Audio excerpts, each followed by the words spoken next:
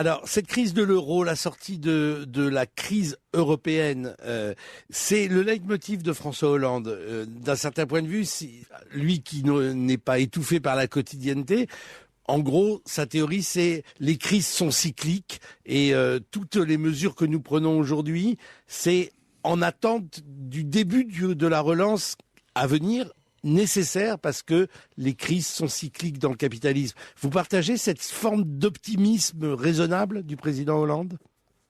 Je ne partage pas beaucoup cette vision. Je ne crois pas que les crises soient cycliques. Permettez-moi de rappeler que de 1945 à 1972 ou 13, il n'y a jamais, ça fait près de 30 ans, jamais eu de crise financière. Pas de crise cyclique. On savait faire. On a méthodiquement cassé tous les régulateurs qui empêchaient ça depuis. La Banque de France a été créée en 1801 et jusqu'en 1974, ça fait quand même du temps, hein, oui, elle finançait l'État sans intérêt. Sans intérêt. Si on était resté là, aujourd'hui, avec tous les emprunts qu'on a fait depuis, puisqu'on emprunte tous les ans, la dette publique française serait de 16 ou 17% du produit national brut. C'est l'évolution de la dette publique avec et sans intérêt. Là, c'est la dette publique en noir, c'est la dette publique depuis 1979. Vous voyez qu'on est passé de 21% du PIB à 78% du PIB en 2009. Maintenant, on est à plus de 80%. Vous en avez entendu parler dans les journaux. Et on explique dans les journaux que c'est de la faute du train de vie sardanapalesque des fonctionnaires, ça c'est l'extrême droite qui dit ça, ou des Français et des transferts sociaux. On ne cesse d'expliquer ça. Et tout le monde, la gauche, l'UMP, tout le monde y va de son truc en disant il faut absolument réduire les déficits publics. C'est d'ailleurs exigé par la Commission européenne. Ce que personne ne dit, ou ce que l'on dit moins, c'est que dans cette augmentation, vous avez ici en violet, c'est le cumul des intérêts qui doivent être payés aux banques et qui n'existaient pas avant. C'est-à-dire que si nous étions restés sous l'empire de la loi d'avant 1973, voilà quelle aurait été l'évolution de la dette calculée sans intérêt. Actuellement, notre dette serait de 9% du PIB. D'ailleurs, on voit qu'il y a eu des efforts très sévères qui ont été faits. Parce que depuis 15 ans, moi, j'ai été en cabinet ministériel, j'ai été directeur de cabinet de ministre. Je vous assure que dans tous les ministères, il n'y a plus que la peau sur les os. Ça a été sans arrêt des coupes budgétaires. Vous savez que les fonctionnaires, d'ailleurs, ne sont pas remplacés. Pour un nombre d'importants d'entre eux. Vous savez aussi qu'il y a eu des transferts vers les collectivités publiques. Donc on voit qu'il y a eu un effort très singulier qui a été fait. Et néanmoins, la dette ne cesse d'augmenter parce que c'est le cumul des intérêts qui sont de l'argent qui sont siphonnés par les banques privées.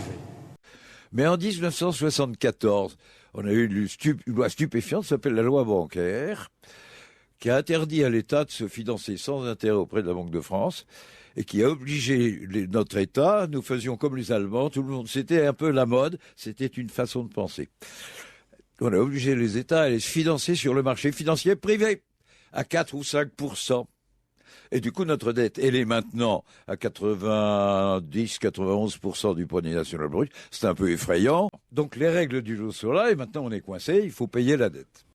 Un bon coup de bataille contre la spéculation avec les munitions mises par la Banque centrale, on gagne. Mais la Banque centrale n'a pas le droit de les mettre. Vous avez déjà dû entendre que la dette publique est provoquée par une mauvaise gestion des dépenses de l'État ou un manque de compétitivité, et que la seule manière de la résorber est de privatiser l'économie ou d'appliquer des plans d'austérité. Eh bien, sachez que ce sont des conneries. Il est mathématiquement impossible de résorber l'ensemble des dettes publiques et privées sans aborder la question de la création monétaire par le crédit avec intérêt, puisqu'elles en sont les causes naturelles.